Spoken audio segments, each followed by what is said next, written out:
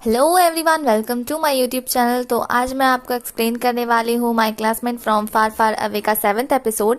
लेकिन अगर आपने इससे पहले के एपिसोड्स नहीं देखे हैं तो आई सजेस्ट पहले आप उन्हें देख लें, लिंक डिस्क्रिप्शन में अवेलेबल है।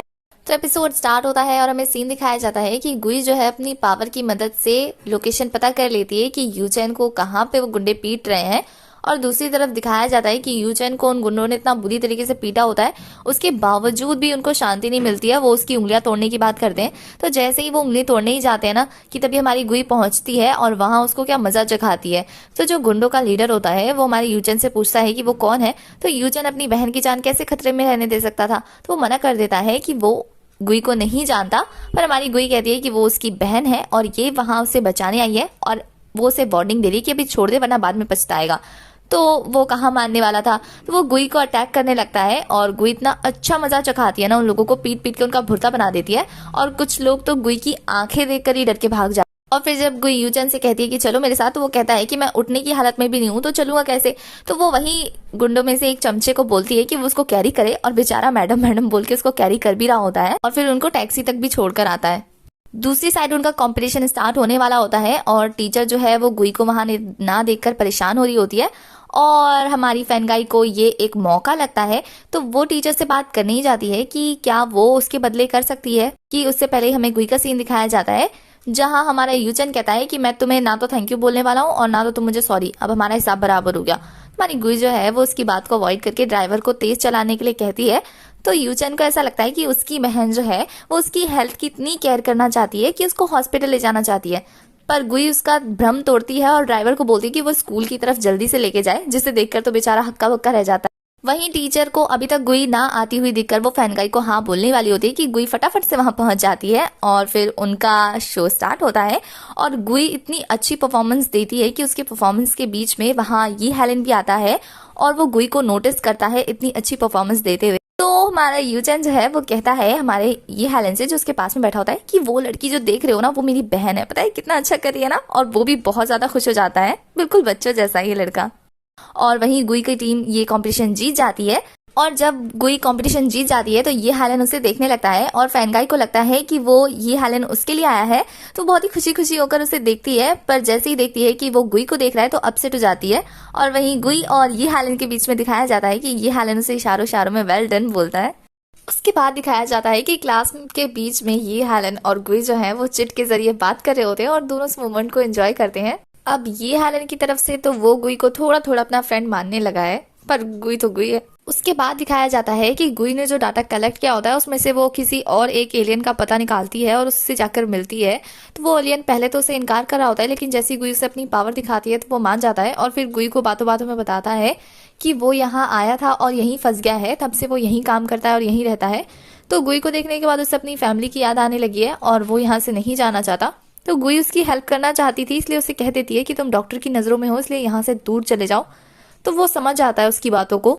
उसके बाद दिखाया जाता है कि जब गुई घर पहुंचती है अपना ट्रॉफी लेकर, तभी सडनली दिखाया जाता है कि उसकी मॉम डैड इतना ज्यादा खुश होते हैं उसके लिए कि सरप्राइज प्लान किया होता है। और वो अपनी मॉम डैड से कहती है कि मैंने ऐसा क्या किया है जो आप लोग इतना खुश हो। तो उसके मॉम डैड बताते हैं कि ये उनके लिए बहुत बड़ी अपॉर्चुनिटी थी कि गुई जो है वो पूरे 30 स्कूल में नंबर 1 पे आई है, तो ये बहुत बड़ी बात है।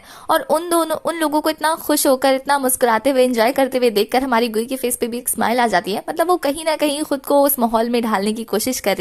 उसके बाद दिखाया जाता है कि गुई और यूचन जो है वो कूड़ा फेंकने जाते हैं और यहाँ यूचन इतना ज्यादा एक्साइटेड दिख रहा होता है। मतलब उसको ऐसा लगता है कि उसकी बहन जो है वो एक सुपर हीरो है और उसके अंदर ना जादू वगैरह, उड़ने की पावर सब है। तो गुई उसे बताती है कि वो उड़ नहीं सकती है, वो सुपर ह्यूमन नहीं है।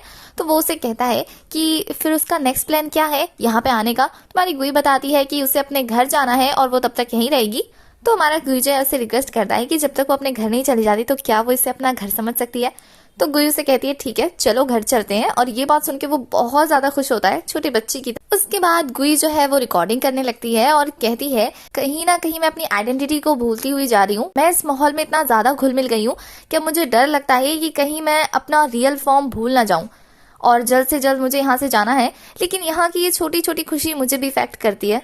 उसके बाद प्रोफेसर का सीन दिखाया जाता है जहां प्रोफेसर की बातों से ऐसा लग रहा होता है जैसे उसे कुछ भी याद नहीं है और उसका जो कल स्टाफ उसके साथ था वो भी भाग चुका होता है, जिसके बारे में वो अपने दूसरे स्टाफ से पूछता है, जो कि उसे बताते हैं कि वो जॉब छोड़ के चला गया है और प्रोफेसर को कुछ भी याद नहीं होता है कि वहाँ एग्जैक्ट क्या क्या हुआ था और गुई कहाँ गई। और फिर नेक्स्ट सीन में दिखाया जाता है कि गुई स्कूल जा रही होती है। वो रास्ते में यही सोच रही होती है कि वो मोमो की बॉडी को कैसे स्ट्रॉन्ग करे, कि तभी उसके पास एक इंसान एक टेम्पलेट लेकर आता है जिसमें कि एक जिम का एडवर्टाइजमेंट होता है। और फिर नेक्स्ट पल में दिखाया जाता है कि हमारी गुई जो है वो जिम पहुंच गई होती है और वहां उस जिम की ओनर और कोई नहीं बल्कि वही बॉडीगार्ड होती है जिससे उसकी लड़ाई हुई थी। तो वो बॉडीगार्ड जो है वो हमारी गुई का स्टेमिना और उसकी स्ट्रेंथ चेक करने के लिए उसे फिर से लड़ाई के लिए इन्वाइट करती है। तो वो मान जाती है और उन दोनों की फाइट बहुत ज़्यादा तगड़ी होती है और यहाँ हमारी गुई उसे बहुत अच्छा कंपटीशन देती है, जिससे वो बहुत ज़्यादा इम्प्रेस हो जाती है और उसको रख लेती है वहाँ पे। उसके बाद नेक्स्ट डे का सीन दिखाया जाता है जहाँ हमारा यूचेन जो है वो गुई के स्कूल के बाहर खड़े होकर बोलता है कि मैंने अपनी बहन से कुछ सीखने के लिए इस स्कूल में ट्रांसफ़र कर लिया है, तो मेरी बहन तैयार है ना। और वो बहुत ज़्यादा टशन मारने की कोशिश करता है लेकिन उसका टशन फेल हो जाता है। और फिर स्कूल में दिखाया जाता है कि लड़कियों के ग्रुप को पता लग जाता है कि यूचन जो है वो उनके स्कूल में आ गया है और उसका वो सिंगिंग वाला जो प्रोग्राम उसने अपने दोस्तों के साथ किया था वो बहुत ज़्यादा ऑनलाइन वायरल हो गया है, जिसकी वजह से वो लड़कियों की नज़रों में हीरो बन गया है और बहुत ज़्यादा फेमस हो गया है। तो ली फेंग जो है वो हमारी ये हेलन को कहती है कि अब तुम्हें तैयार रहना चाहिए क्योंकि तुमसे उम्र में छोटा लड़का तुम्हें मात देने आने वाला है।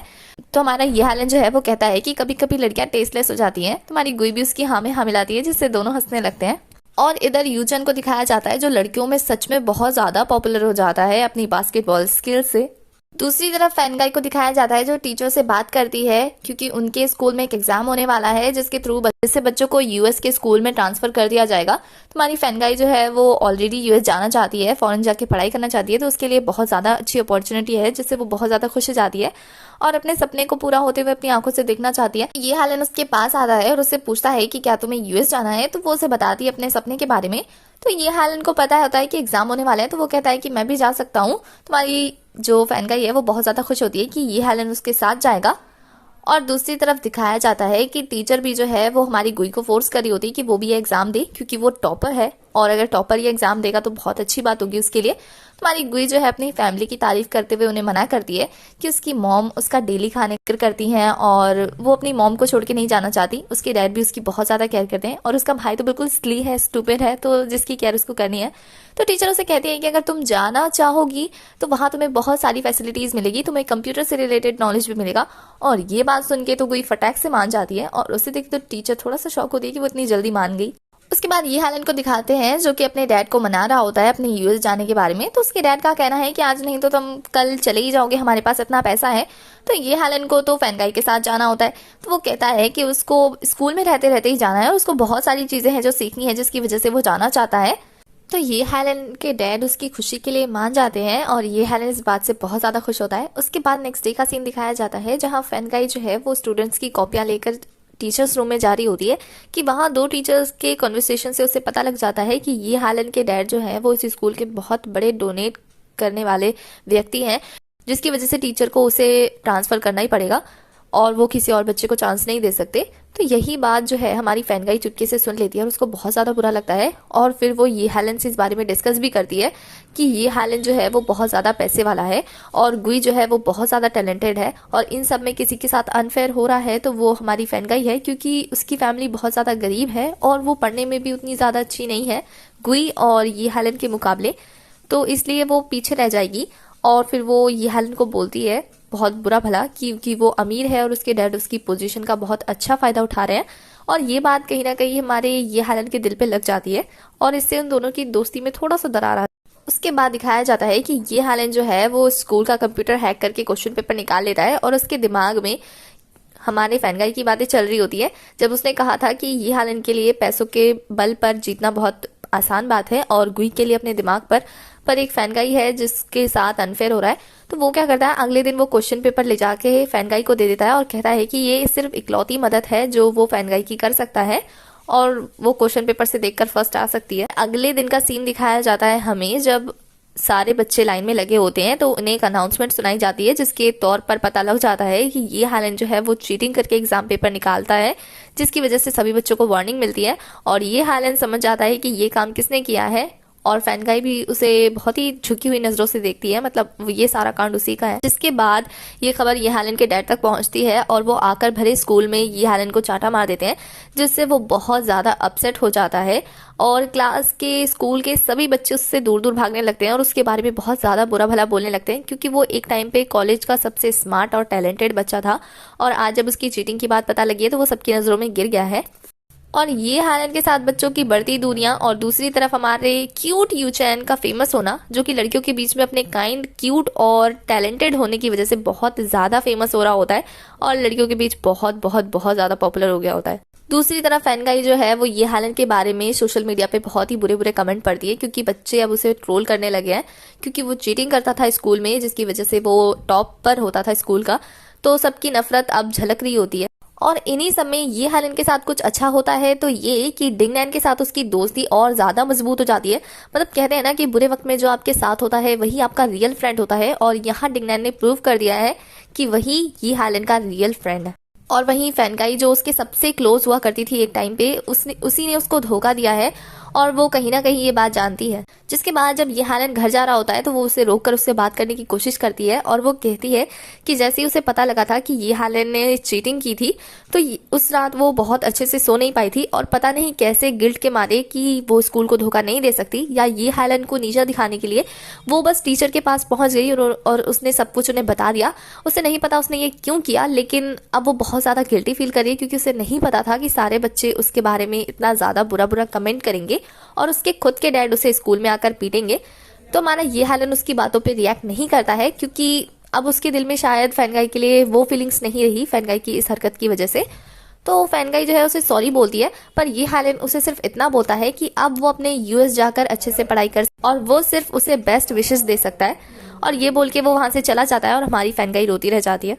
ये हेलन की इस हरकत से हम ये भी अंदाजा लगा सकते हैं कि वो फैनगाई को माफ करने के मूड में तो बिल्कुल नहीं है, पर वो उसकी एक अच्छी दोस्त है तो वो उसको अपॉर्चुनिटी एक देना चाहता है कि वो अपने सपनों को पूरा कर सके। और हमारी फैनगाई जो है वो बहुत ज़्यादा अपसेट हो जाती है कि अपने ही अच्छे दोस्त को उसने इतना हर्ट किया, और हमारा एपिसोड यहीं खत्म हो जाता है। तो एपिसोड 7 की एक्सप्लेनेशन होती है खत्म। आगे की कहानी के लिए आपको नेक्स्ट एपिसोड तक वेट करना होगा। तब तक के लिए बाय। और अगर अभी तक आपने मेरे सेकंड चैनल को सब्सक्राइब नहीं किया तो जाके कर दो ना प्लीज, क्योंकि स्वीट स्वीट ड्रामा के आगे के एपिसोड मैं अपने सेकंड चैनल पर डालूंगी, इस चैनल पर नहीं डालूंगी। और अपने सेकंड चैनल का लिंक मैं डिस्क्रिप्शन में दे दूंगी और कम्युनिटी पोस्ट पे भी आपको मिल जाएगा।